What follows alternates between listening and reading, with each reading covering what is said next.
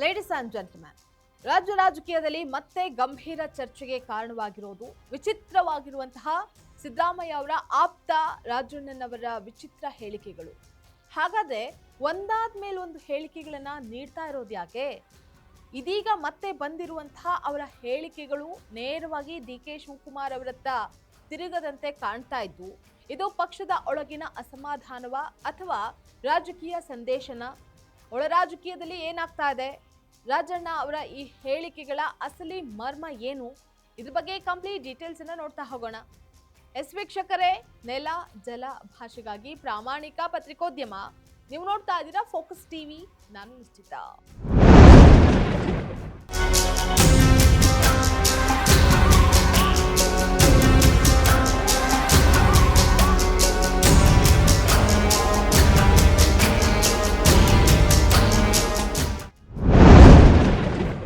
ಮುಖ್ಯಮಂತ್ರಿ ಡಿ.ಕೆ. ಶಿವಕುಮಾರ್ ಅವರು ಅಧಿಕಾರ ಸ್ವೀಕರಿಸಿದ ಬೆನ್ನಲ್ಲೇ ತಮ್ಮ ಆಡಳಿತದ ದೃಷ್ಟಿಕೋನ, ಪ್ರಮುಖ ಉದ್ದೇಶಗಳು ಮತ್ತು ಗುರಿಗಳನ್ನು ಸ್ಪಷ್ಟಪಡಿಸಿದ್ದಾರೆ. ಮೊದಲ ಸಚಿವ ಸಂಪುಟ ಸಭೆಯಲ್ಲೇ ಅವರು ರಾಜ್ಯದ ಅಭಿವೃದ್ಧಿಗೆ ಸಂಬಂಧಪಟ್ಟಂತೆ ಹಲವು ಪ್ರಮುಖ ನಿರ್ಧಾರಗಳನ್ನು ಪ್ರಕಟ ಮಾಡಿದ್ದಾರೆ. ಡಿ.ಕೆ. ಶಿವಕುಮಾರ್ ಸಿಎಂ ಆಗ್ತಾ ಇದ್ದಂತೆ ರಾಜಣ್ಣ ಕೆಪಿಸಿಸಿ ಮತ್ತು ಸರ್ಕಾರದಲ್ಲಿ ಬದ್ಧತೆ ಇದ್ರೆ ಮಾತ್ರ ಸರ್ಕಾರ ಉಳಿಯುತ್ತೆ ಅಂತ ಹೇಳಿಕೆಯನ್ನು ಕೊಟ್ಟಿರುವಂತಹದ್ದು ಕಾಂಗ್ರೆಸ್ನಲ್ಲಿ ಆಂತರಿಕ ಭಿನ್ನಮತವನ್ನ ಬಹಿರಂಗಪಡಿಸಿದೆ. ಡಿಕೆಶಿ ಟ್ರಬಲ್ ಶೂಟರ್ ಬರೀ ಬಾಯಿ ಮಾತಲ್ಲಿ ಅಸ್ಸಾಂನಲ್ಲಿ ಯಾಕಿಲ್ಲ ಅಂತ ನೇರವಾಗಿ ಡಿಕೆಶಿಗೆ ಕೌಂಟರ್ ಕೊಟ್ಟಿರೋದು ಪಕ್ಷದ ಶಿಸ್ತನ್ನ ಉಲ್ಲಂಘಿಸಿದೆ ಅನ್ನುವಂತಹ ಆಕ್ಷೇಪ ಕೇಳಿಬಂದಿದೆ.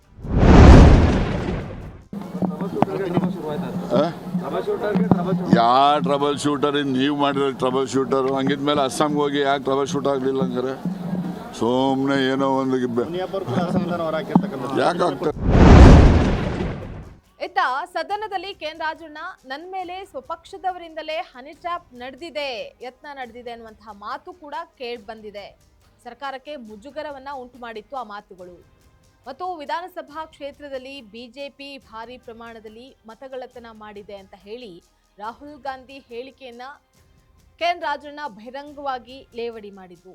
ನಮ್ಮದೇ ಕಾಂಗ್ರೆಸ್ ಸರ್ಕಾರದ ಅವಧಿಯಲ್ಲಿ ಈ ರೀತಿಯಾದಾಗ ಮತಗಳತನ ಆಗೋದಕ್ಕೆ ಹೇಗೆ ಸಾಧ್ಯ? ನಾವೆಲ್ಲರೂ ಆಗ ಮಲಗಿದ್ವಾ ಅಂತ ಸ್ವಪಕ್ಷದ ಸರ್ಕಾರದ ಮೇಲೆಯೇ ನೇರ ಪ್ರಶ್ನೆಯನ್ನ ಎತ್ತಿದ್ದು. ಹೈಕಮಾಂಡ್ ಇದನ್ನ ಪಕ್ಷದ ಶಿಸ್ತು ಉಲ್ಲಂಘನೆ ಅಂತ ಪರಿಗಣಿಸಿ ತಕ್ಷಣವೇ ರಾಜಣ್ಣ ಅವರನ್ನ ಸಂಪುಟದಿಂದ ತೆಗೆದುಹಾಕುವಂತೆ ಆಗಿನ ಸಿಎಂ ಸಿದ್ದರಾಮಯ್ಯ ಅವರಿಗೆ ಖಡಕ್ ನಿರ್ದೇಶನ ನೀಡಿತು. ಅದರಂತೆ ರಾಜಣ್ಣ ಅವರಿಂದ ರಾಜೀನಾಮೆಯನ್ನ ಪಡೆದುಕೊಂಡು ಸಚಿವ ಸ್ಥಾನದಿಂದ ಮುಕ್ತಿ ನೀಡಲಾಗಿತ್ತು.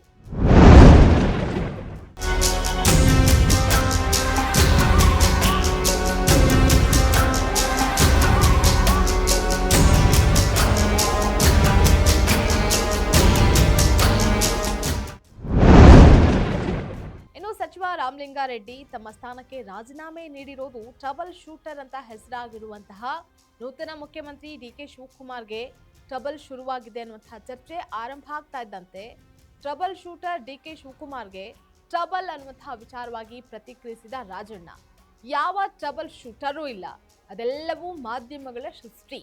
ಟ್ರಬಲ್ ಶೂಟರ್ ಆಗಿದ್ರೆ ಅಸ್ಸಾಂಗೆ ಹೋಗಿ ಯಾಕೆ ಟ್ರಬಲ್ ಶೂಟ್ ಮಾಡಿಲ್ಲ?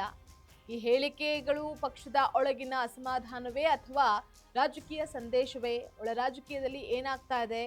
ರಾಜಣ್ಣ ಅವರ ಈ ಹೇಳಿಕೆಗಳ ಅಸಲಿ ಮರ್ಮ ಏನು ಅನ್ನುವಂಥದ್ದು ಮುಂದಿನ ದಿನಗಳಲ್ಲಿ ಸ್ಪಷ್ಟವಾಗಬೇಕಾಗಿದೆ.